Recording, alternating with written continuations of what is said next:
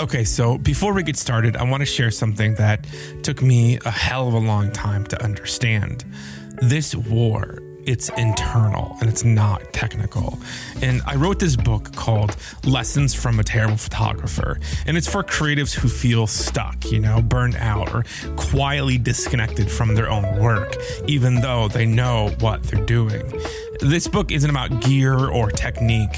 It's about the stuff that no one really talks about, doubt, comparison, burnout, and figuring out why the work feels harder than it used to. I didn't write it as a roadmap or some place of authority. I'm not a guru. I wrote it in a way that I wish someone had written to me. It's honest, it's human, and focused way more on the why we make the work than how. This book is available for pre-order right now. I'm pretty excited about it. Head over to terriblephotographer.com to learn more. All right, back to the show.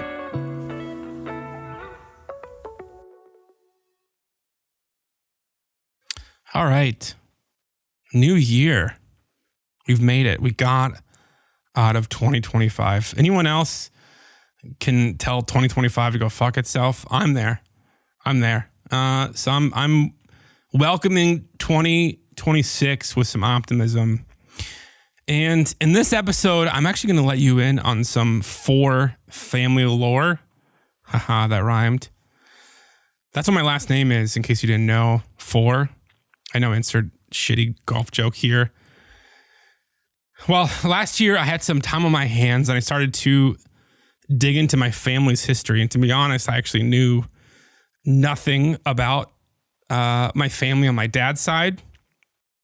Didn't know much about my family on my mom's side either, but that's another story for another day. I really couldn't even remember my dad's name, my grandfather's name. I know, judge me all you want. He actually died before I was born. He was a World War II vet. That side of the family wasn't really close to us, We were a typical Midwestern family where people didn't talk about a lot of stuff. But I digress. So in my research, I actually track the generations of my family stretching all the way back into the colonial period, 13 colonies, the original 13 colonies. They were here since before the beginning of this country's foundation. Since before the revolution, they were in the colonial period. And they lived in British occupied territory of Virginia. They were a part of the revolution. They were a part of the Civil War. They were a part of World War I, World War II. 300 years, You got Jamestown, Virginia, colonial laborers. And as I was doing my research, I found in all those really hard to read ledgers, some of the men in my family, my great-great-great-grandfathers and their sons and their fathers, they had occupations listed. Various ones. But there was a pattern to them. Some of them I could see. Metalworker, laborer, farmer, tradesman, metalworker again, laborer again, farmer. Multiple generations.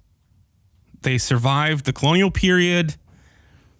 They even survived the Jamestown massacre, which I thought was kind of interesting. Hard lives, They fought in the Revolution. They fought in the Civil War. And here's the part that stuck out, and I've been thinking about for a long time now. None of them, not one, ever owned anything that lasted. Real estate, businesses, not one. So my last name actually used to be Fauer, spelled F-A-U-E-R. Fauer is Germanic, probably meant fire or forge. Someone who worked with metal, someone who stood near heat all day, someone who hammered steel for 12 hours straight, making things that they would probably never use for people who would never know their name. And in 1726, I know this is a history lesson, I swear it's going to come back around to photography. In 1726, my great-great-great-grandparents, Jean-Pierre Fauer and his wife Anne, they had a kid, and they named their kid John.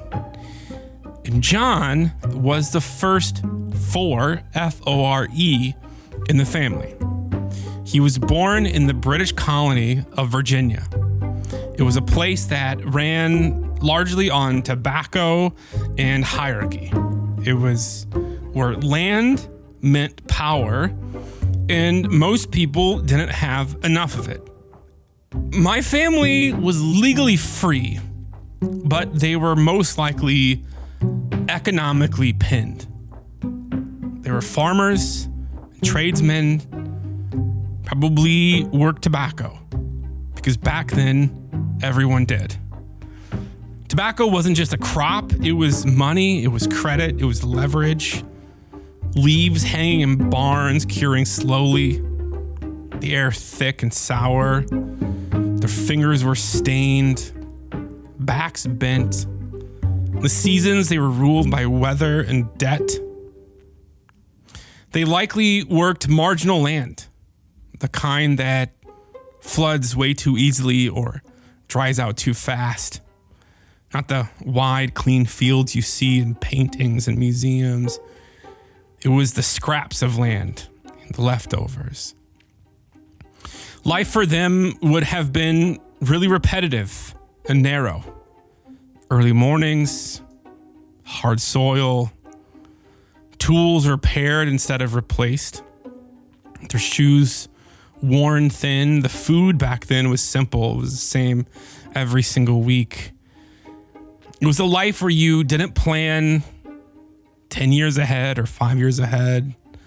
You were just trying to survive the winter.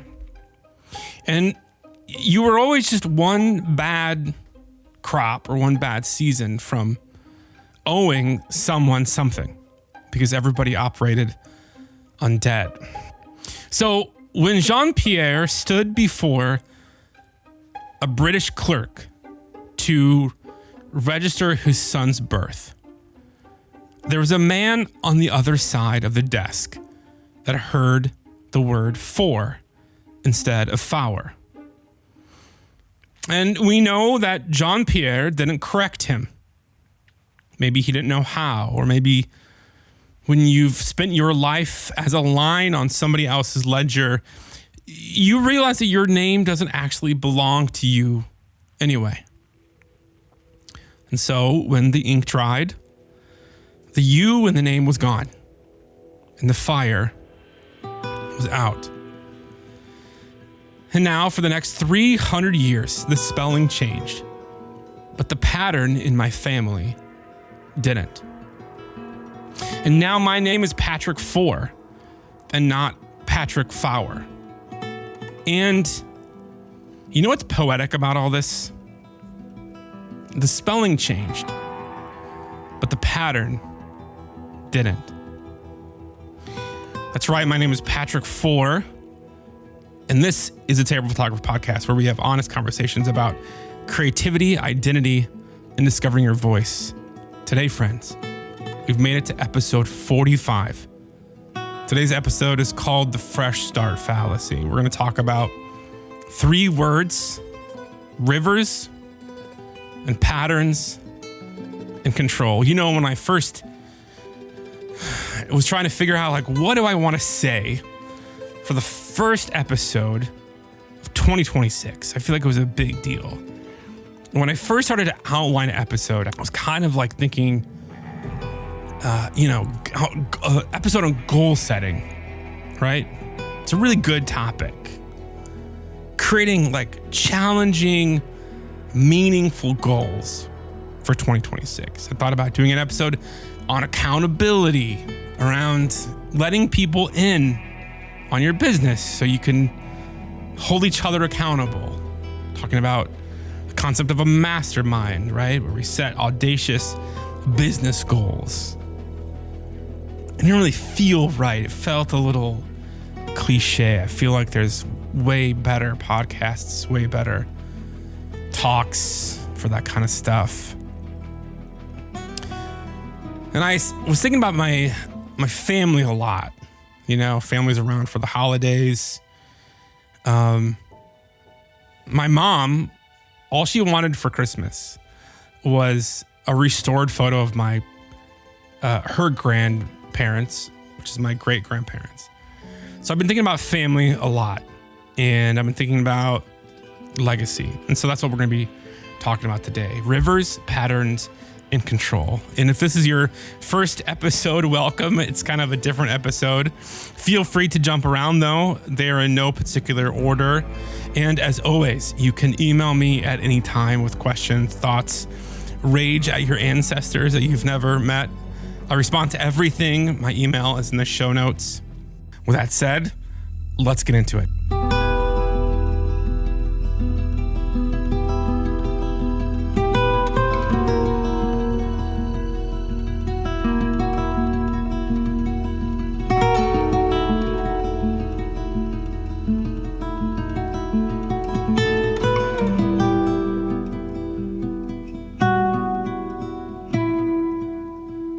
Okay, so after the Civil War, my family moved to Missouri.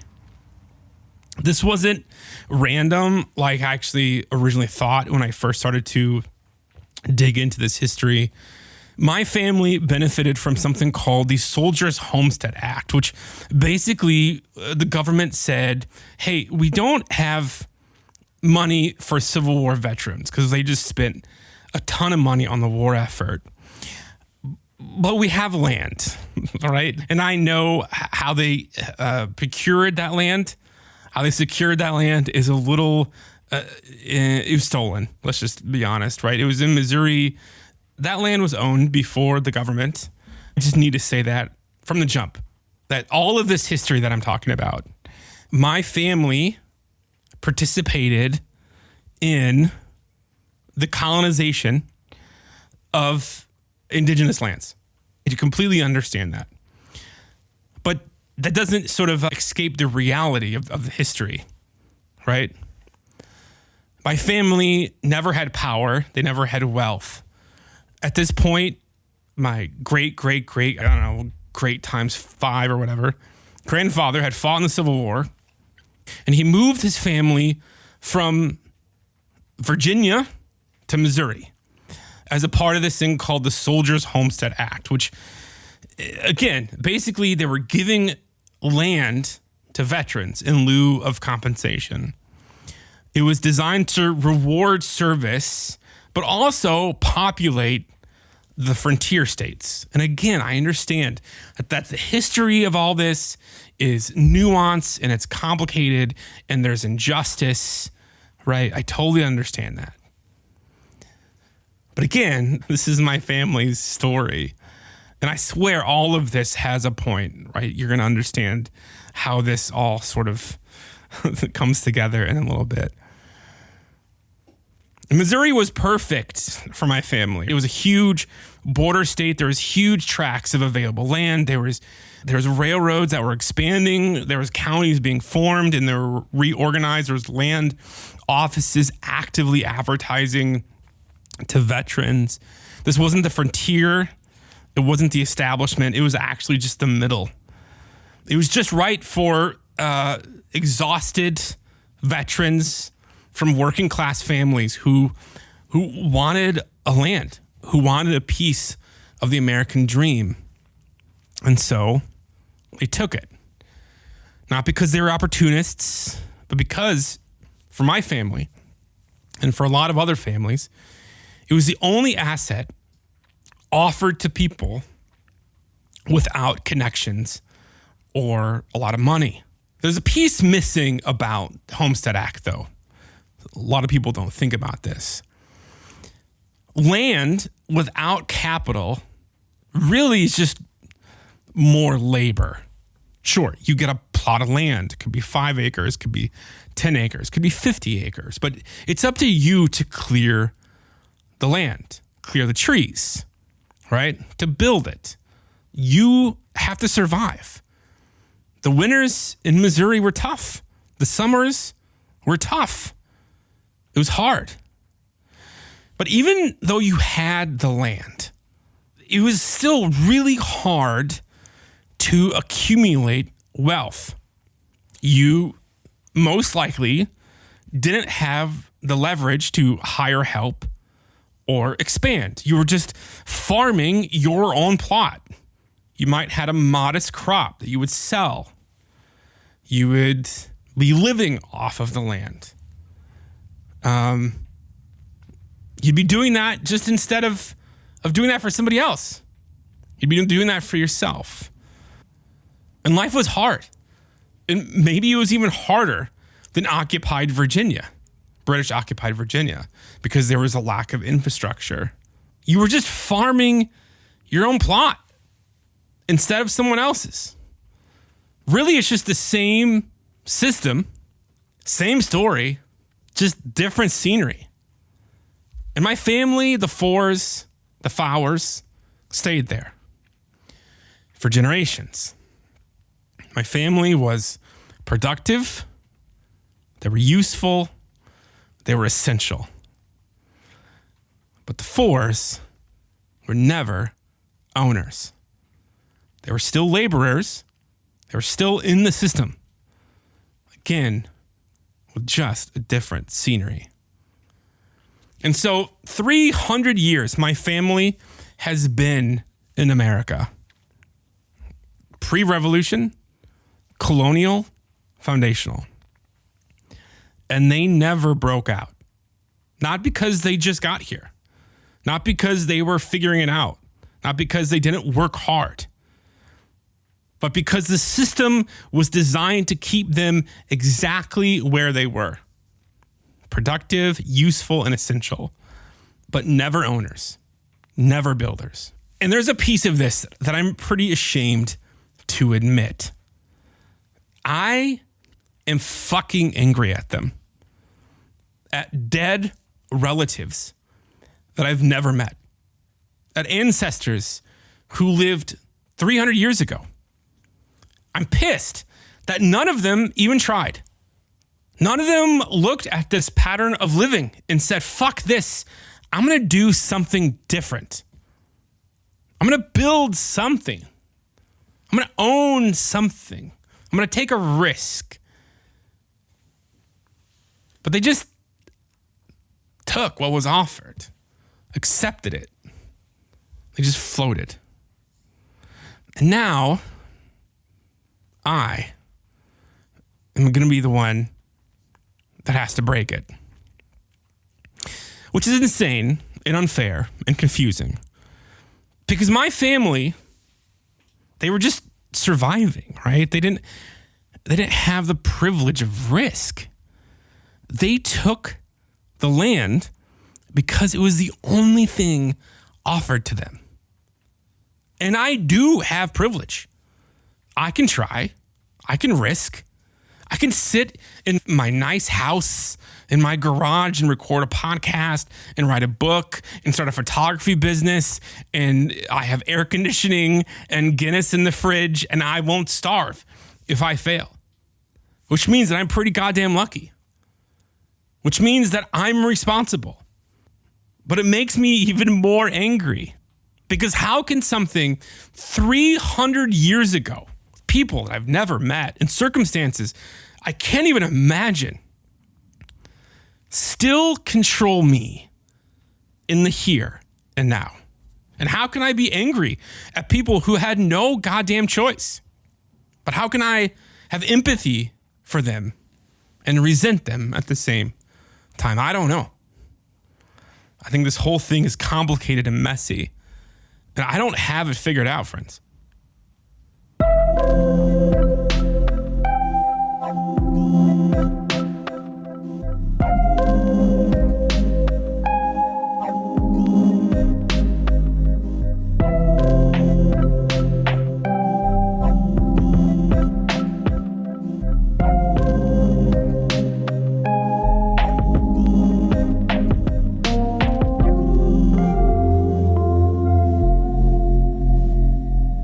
So it's 2026, y'all, right?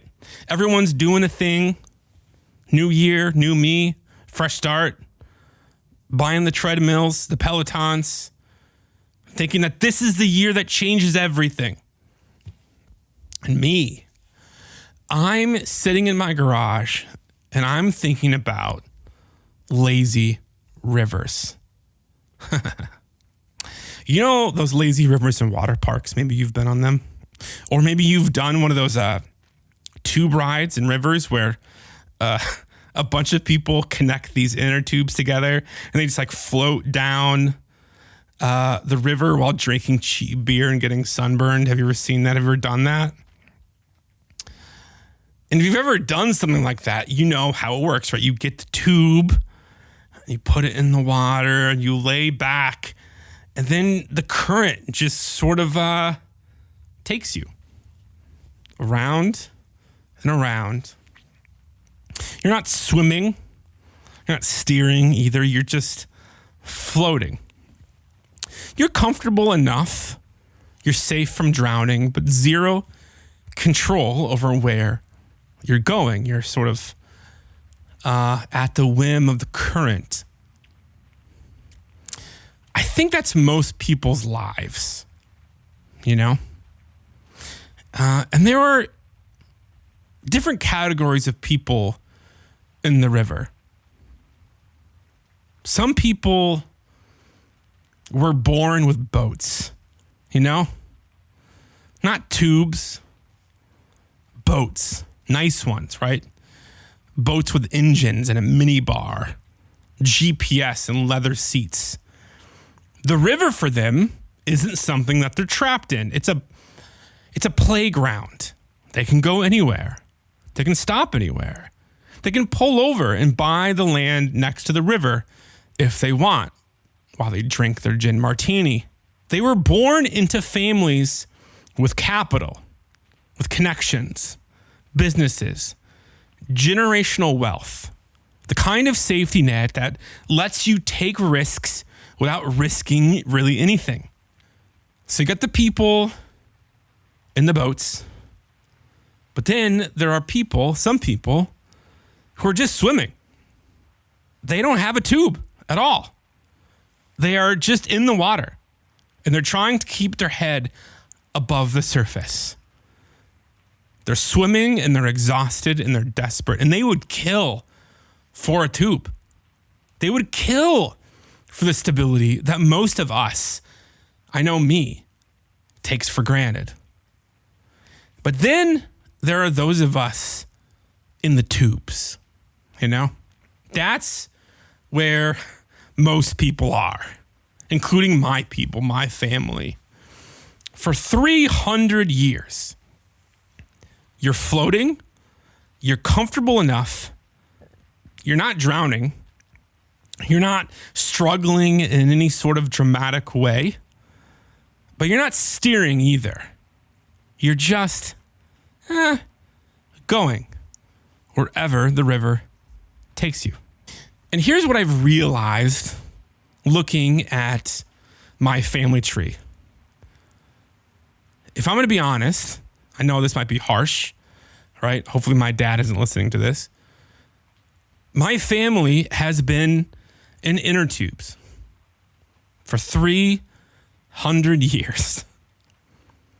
Not because they were stupid, not because they didn't work hard, but because perhaps, for at least some of them, it never occurred to them there might be another option.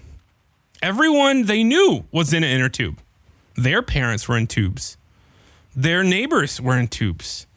The whole country, so many people were floating together, going wherever the river took them. And they never questioned it, you know?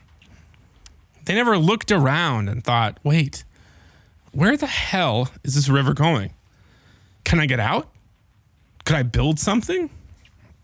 No, they just floated and died. And their kids got in tubes and they floated and died. And their kids got in tubes and the Cycle continued for 300 years. Just floating down the river. So 6 months ago, my brother, Brian, who lives in Scottsdale, called me. My older brother, Brian, has his PhD from MIT in Cambridge. Brian is a cybersecurity expert.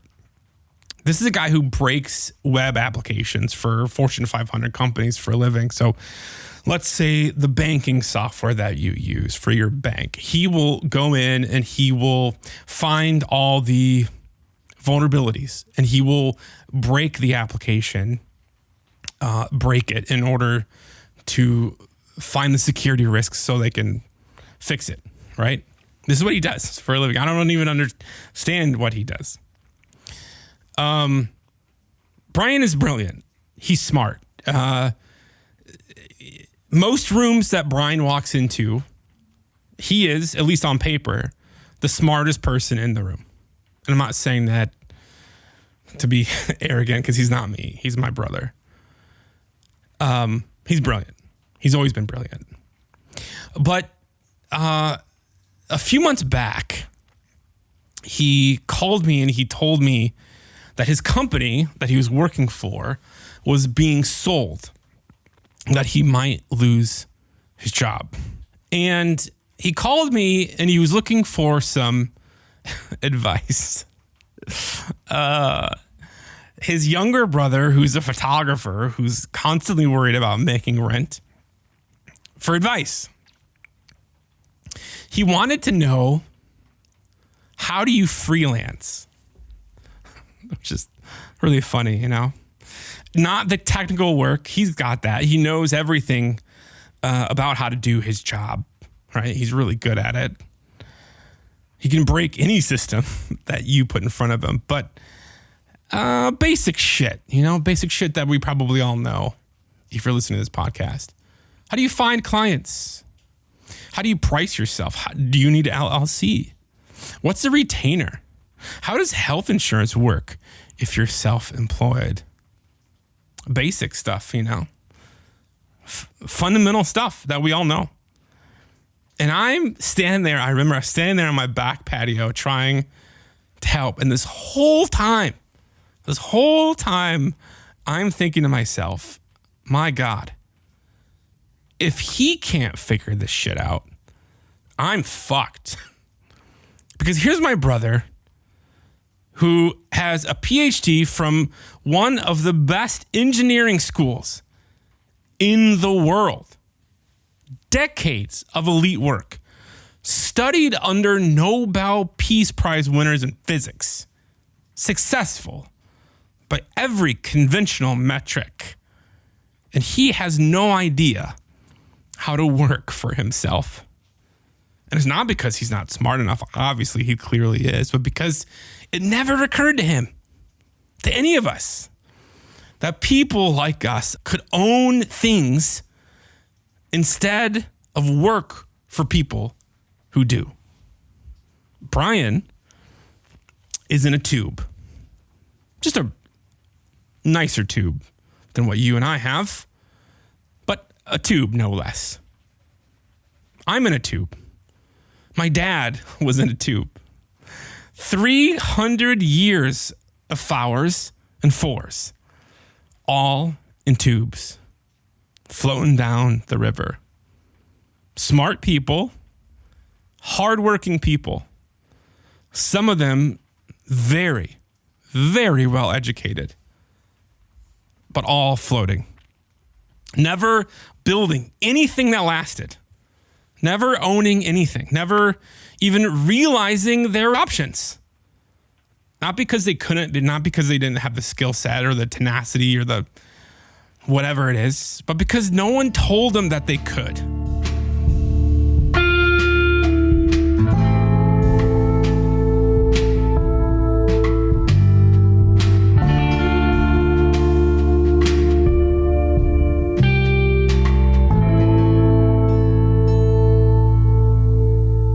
I want to talk about fresh starts for a second. I don't think fresh starts exist. I've been thinking about this for the past few weeks as we approach this new year. I don't think they exist. I think the fresh start, the concept of the fresh start is a fallacy. Because in reality, maybe this is a little bit cynical, right? January 1st is not magic, friends. It's just a Wednesday with better marketing. You're bringing the same brain, the same history, the same family patterns in 2026 as you did in 2025. The calendar flipping doesn't erase 300 years of conditioning. It doesn't rewrite we work for other people. If I can be honest with you, I hate the fucking tube. I hate floating. I always have hated floating. Ever since I was a kid, I hated the idea of not having control. I hate feeling like I'm just going wherever the current takes me. And I'm bad at it, honestly. My brain doesn't work that way. ADHD, neurodivergence, whatever you want to call it, the stability that everyone else finds. And this tube, I don't feel it. I just feel trapped. I feel anxious all the time. To be honest, I want the fucking boat.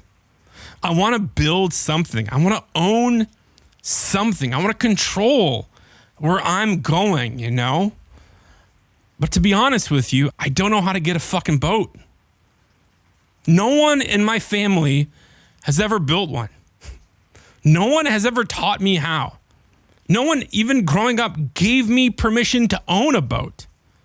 And I'm terrified that if I just get out of this tube, I'm just going to fall in and become a swimmer and drown. Because that's the real fear, right, that we all have.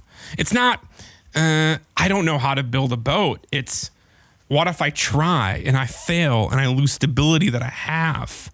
I hear that all the time from people. We're all so risk averse. But the tube is boring, you know? The tube is soul crushing. The tube is not built for how my brain works. Hey, but you know, at least I'm not drowning. At least I have something. And this tube is pretty nice. It's pretty comfortable, you know? I can drink a Pabst Blue Ribbon. I can enjoy the scenery. It's nice. So I'm paralyzed. I can't stay. I can't leave. I can't even imagine what getting out of this fucking inner tube would look like. Here's what I keep thinking about. This is hard for me. I have a kid. I have a daughter, Lucy. And she's watching. She's watching me. She's always watching. Lucy is smart. She's creative. But she's got ADHD like me. And she thinks differently. She sees the world in ways that other kids don't. I can see it in her eyes, you know? I can hear it by the way she speaks sometimes. And right now, she's learning from me what's possible. If I stay in this tube, if I float my entire life, comfortable, but never build anything, she learns that's what Fores do. We work for other people. We float. We don't own things. We don't build things. This is just how it works. This is how life works. And then her kids learn the same thing, and their kids. Forever. The cycle repeats. It's not suffering. It's not drowning. Just floating. Never realizing that there was another option. For 300 years, that's how long this pattern in my life has been running. 300 years of survival, of taking what's offered, of floating down this goddamn river. And I'm the first one to be fucking pissed about it. Maybe, so I think. Or privileged enough, or stupid enough to try to break it. So here's what I figured out in 2025. And I apologize if this is getting a little dark. 2025 by far was probably one of the worst years of my life. Financially terrifying. It was emotionally exhausting. I was constantly worried about money, about my daughter, about whether I'm failing at everything that matters. And somehow, I honestly did some of my best work. I launched this podcast, which I'm extremely proud of. I finished the book. It's out now, available for pre-order. I have had some of the most honest, creative conversations of my life with some of the most talented people. Not because I transcended the struggle, but because I finally stopped trying to be anything other than what I am. I am a laborer. But here's what changed. You ready for this, friends? I'm now choosing, for the first time, what I labor for. The podcast, labor.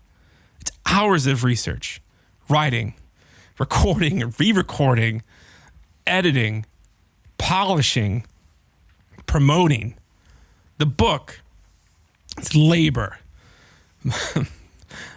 Months, if not years of drafting, revising, designing, doubting, repeating the whole thing all over again.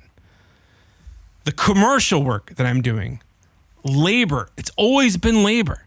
The personal test shoots, it's labor. It's hard fucking work that we all do. But for me, I'm not laboring for their dreams anymore. I'm not building another person's boat. I'm laboring to build my boat. And I don't know if it'll work. I don't know if I will drown trying. But here's what I know. Someone in my family has to be first. Someone has to look at 300 years of fucking tubes and say, screw this. I'm getting out. Even if I don't know how to swim. Even if no one taught me how to build boats. Even if everyone in my family stayed in tubes and told me that's just how it fucking works. So maybe I'll fail, maybe I'll drown, maybe I'll just tread water for the rest of my life. Who knows? But at least I got out. At least when my daughter asks me, Dad, did you try? I can say, yeah. I can say, I saw the river. I got out and I tried to build something, even if no one taught me how. So here's my question for you. Are you in a tube? Are you comfortable enough going wherever the river takes you, enjoying your cheap beer and getting sunburned? Do you even know that you're in a tube? Right? Or do you think this is just, this is life? This is how life is supposed to be? Did your family teach you about boats? Or did they just teach you how to float better? Or are you staying in the tube because you chose it? Or perhaps you're terrified of what happens if you get out. 300 years my family floated. They weren't failures. Please hear me. They worked hard. They were survivors. They made it. Most of them anyway. But history tells me that none of them ever built anything that lasted. Not because they couldn't. Because the story didn't exist. That conditioning doesn't disappear because you got educated or you got some dream creative job. It's deep. It's invisible. Until you see it. Look, I don't have the answers. Truth be told, I'm in the middle of this fight for myself. And I'm angry at people who had no choice. And I'm extremely grateful for privilege that they never had. And listen, I don't know if I'm gonna build a boat, but I do know this. You can't make a conscious choice until you see the system. And most people never see it. They float their whole lives. They build nothing. They own nothing. So, in 2026, I'm not going to tell you to get out. That's for you to decide. I'm just going to ask the question, the simple question. Do you see the river? If you're starting this year feeling trapped between staying comfortable and risking everything, like you're the first person in your family trying to build something, please hear me. You're not alone. I'm right there with you. You can be angry at your ancestors and be empathetic. You can recognize your privilege and still feel that weight. This shit's complicated. But at least make it a conscious choice. So, until next week, stay curious, stay courageous, and yeah, stay terrible.